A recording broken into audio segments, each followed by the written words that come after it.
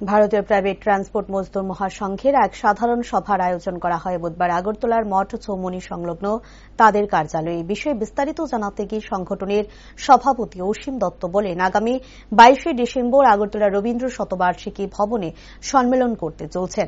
এই সম্মেলনের জন্য 9 জনের কমিটি গঠন করা হয় এবং সম্মেলনের মধ্য দিয়ে রাজ্য সরকারের কাছে তাদের বিভিন্ন দাবিগুলি তুলে ধরবেন বলে জানান সংগঠনের সভাপতি অসীম দত্ত।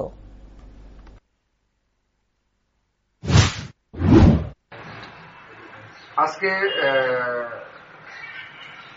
ভারতীয় প্রাইভেট ট্রান্সপোর্ট মজদুর মহাসংঘের তরফ থেকে, অল ইন্ডিয়ার তরফ থেকে, প্রেসিডেন্টের তরফ থেকে আজকে একটা সাধারণ সভা এখানে ডাকানো হয়েছে। আমাদের প্রত্যেক যত ইউনিয়ন আছে সব ইউনিয়নের কার্যকর্তাদেরকে ডাকানো হয়েছে। আপনারা গতকালকে আপনাদের কাছে জানকারি দিয়েছে আপনাদের মাধ্যমে যে ত্রিপুরা প্রাইভেট ট্রান্সপোর্ট মজদুর মহাসংঘের প্রদেশ কমিটি গত পরশু দিনে ডিসঅলভ করা হয়েছিল। তো তারপরে এখন তো কমিটির নতুন করে কমিটি গঠন করতে হবে, তার জন্য আজকে এই সাধারণ সভা ডাকা।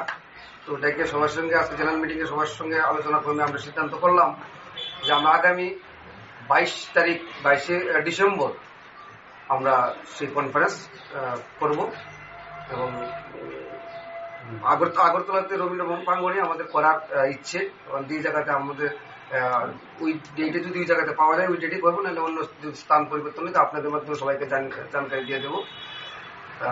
আগামী 22 তারিখ আমাদের কনফারেন্স হবে, সেই কনফারেন্স ত্রিপুরা প্রাইভেট ট্রান্সপোর্ট মহাসংঘ।